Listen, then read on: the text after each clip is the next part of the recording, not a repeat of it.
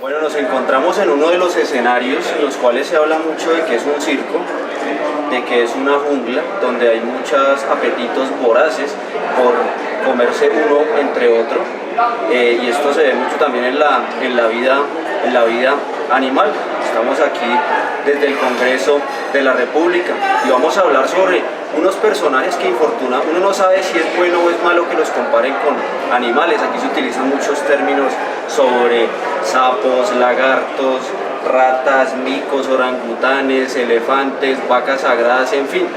Hay muchos términos animalescos que se utilizan aquí en el Congreso para hacer referencia a los comportamientos o a ciertas cosas que se le meten a los trámites de los proyectos que se desarrollan aquí en este sagrado recinto de la política y de la democracia colombiana. Nos encontramos precisamente con el representante a la Cámara por Bogotá, Juan Carlos Lozada. Él es un abanderado de los animalistas y de toda la protección a la vida desde todos sus puntos de vista, pero más específicamente hacia el lado de los animales. Vamos a hablar con él sobre estos términos que se utilizan y pues, representante, bienvenido a la política criolla de nuestro país y hablemos para que le expliquemos a la gente del común por qué ustedes utilizan tanto el término sapo. Nos tuvimos que tragar un sapo. Aquí coloquialmente cuando se tragan un sapo es que no se dice lo que se quiere decir y se deja pasar de agache algo. Yo, por ejemplo, pocos sapos he tragado en el Congreso de la República, todavía ninguno. Nosotros vemos desfilando por acá personas de cuello blanco, de mucha corbata y todo eso, y se habla de mucho lagarto. ¿Usted cómo le puede explicar a la persona del común qué son los lagartos en el Congreso?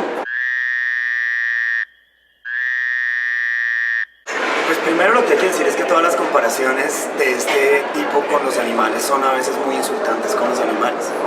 Pero en el Congreso de la República el lagarto es el que usted lo ve corriendo detrás de los políticos para hacerles algún tipo de lobby, petición, favores. Ese tipo de personas son las que se denominan lagartos en el Congreso de la República. ¿A usted le toca estarse sacudiendo de mucho lagarto a diario? Algunos lagartos, pero esos son los lagartos casi que comunes que tenemos todos aquí. Yo tengo pocos. Muy bien. Un excongresista muy rimbombante hace muchos años, de pronto usted es joven y o de pronto usted también se acuerda de él. Él hablaba mucho de las ratas, de que hay que pisar a las ratas, de que hay que combatir a las ratas.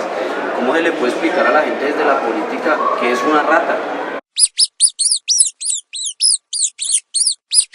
Pues eso sí se lo tendría que preguntar al doctor Moreno de Caro, porque él fue quien puso ese tema de las ratas en el Congreso, y a mí me parece que él es la persona indicada para dar esas explicaciones, sobre todo después de algunas de sus propias conductas.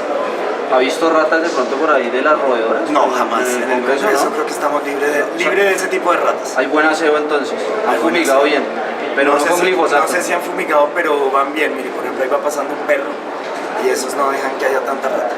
Muy bien. También se mencionan a nuestros hermanos que solamente nos separa algo dentro del ADN y todo el cuento. Son los micos y los orangutanes.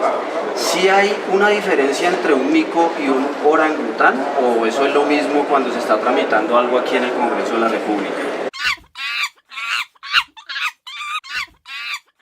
No, mire, de los animales que más hay en el Congreso es micos y orangutanes, sobre todo porque pues esos son animales que empiezan a aparecer en los proyectos de ley al final de las discusiones, y obviamente que sí hay micos y orangutanes.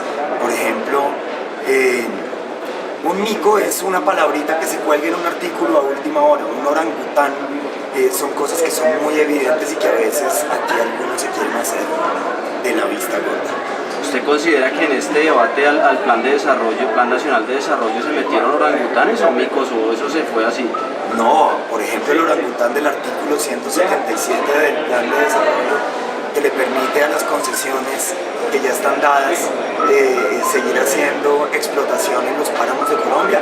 Ese es un enorme orangután. Yo creo que ni siquiera orangután alcanza a hacer eso, termina siendo cuál es el animal más grande. Bueno, precisamente hablemos de otro grande, son los elefantes. Aquí se habló durante el proceso 8000 de la entrada de un elefante al Congreso.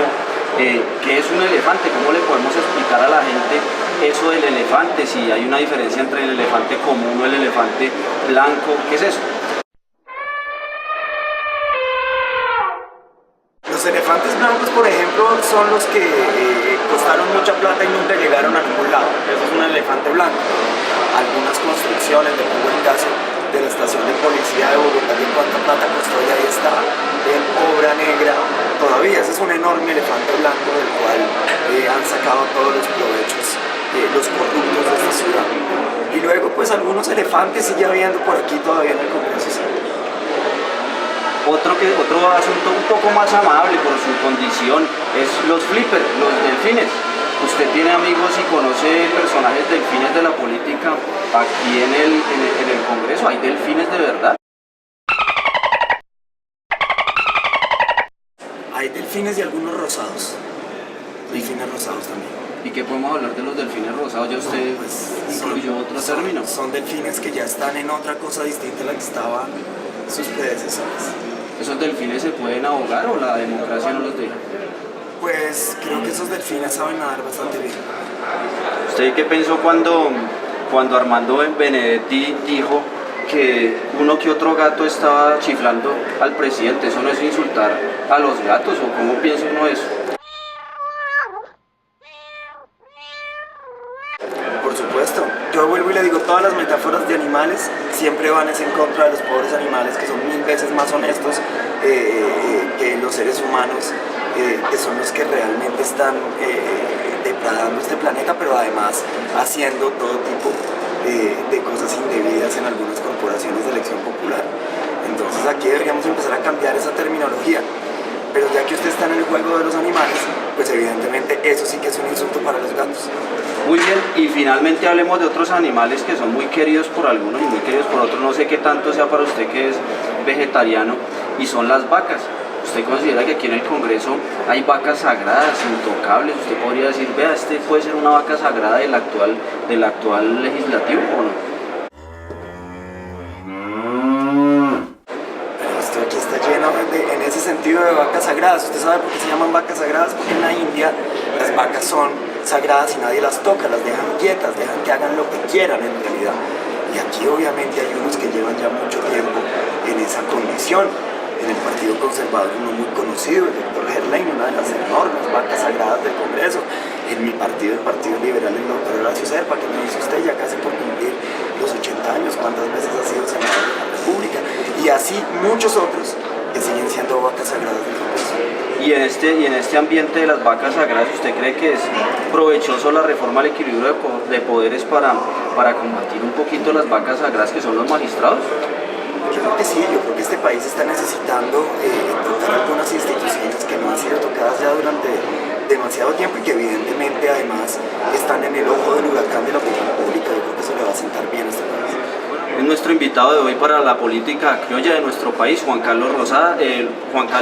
Él es el representante a la Cámara por Bogotá, con quien estuvimos tratando un rato ameno los términos que se utilizan aquí sobre los animales. Estoy de acuerdo con él, que a veces resulta insultarlos, comparar algunas actitudes del ser humano con la de nuestros hermanos, los animales. Nos vemos pronto.